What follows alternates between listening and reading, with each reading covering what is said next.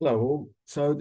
I'm making a series of videos today to go over some stuff and I'll post them all separately. So the first one is what you were expected to do on the project. So I posted on the assignments a kind of full 2011, 2016 data set. So I'm going to show this so everyone can see. This is the one that I posted. So share. Yes, share here. So this is the data set I've posted. You'll see it's for 2016, 2011. Yeah. The first thing you have to do is to merge these two. And there's a video explaining how you merge. And I've talked about this in class. Merge these two on constituency. So what you would expect to see is this is the 2011, a series of variables with the data for 2016 in the same Excel spreadsheet. Then I want you to create a series of new variables. I want you to create the percentage of the vote for each party in each election in each district. So you'll create Labour 16 percentage, Labour 11 percentage, SNP 16 percentage, SNP. All right, so that's 8 new variables. Those percentages will be based on the percent of the vote of the electorate at that election.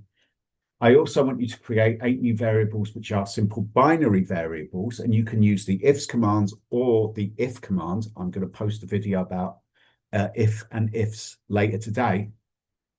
And each of those new variables will be, there'll be a variable for Central Scotland, which will be coded 1 for Central Scotland districts, 0 for everyone else.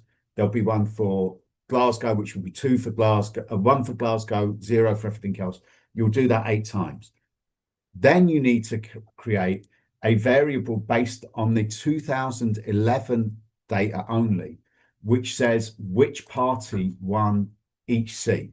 So you should use the ifs command and think about how you would logically construct that, but that will create a variable. So, for example, in this district, the SNP one, so it would be coded SNP. In this district, let's have a look. In this district, Labour one, so it'll be coded Lab or Labour, right? So you'll have a who won in 2011 variable. Then you'll create 4 incumbency variables.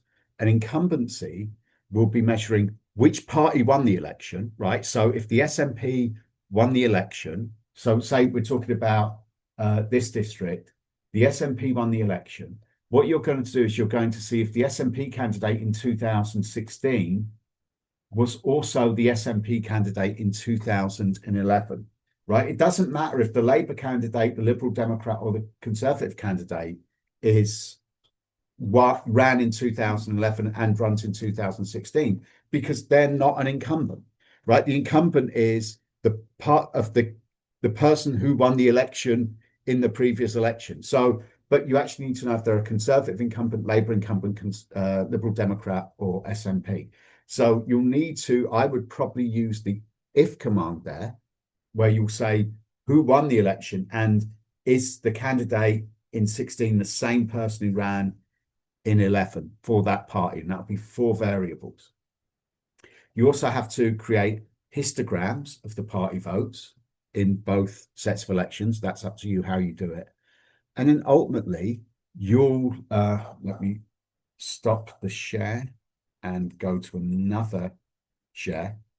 Ultimately, what you will do is you'll run the regression. I'm going to share this. You'll run a regression. I talk about the regression in, I think you'll run a regression. And for example, in each district, like, so, let's see. So Tanner, for example, will run a regression explaining the Liberal Democratic vote in 2016 by the Liberal Democratic vote in 2011, controlling for having a Lothian dummy variable. So if the district is in Lothian, and whether the Liberal Democratic candidate was an incumbent, right? Whether there was a Liberal Democrat incumbent.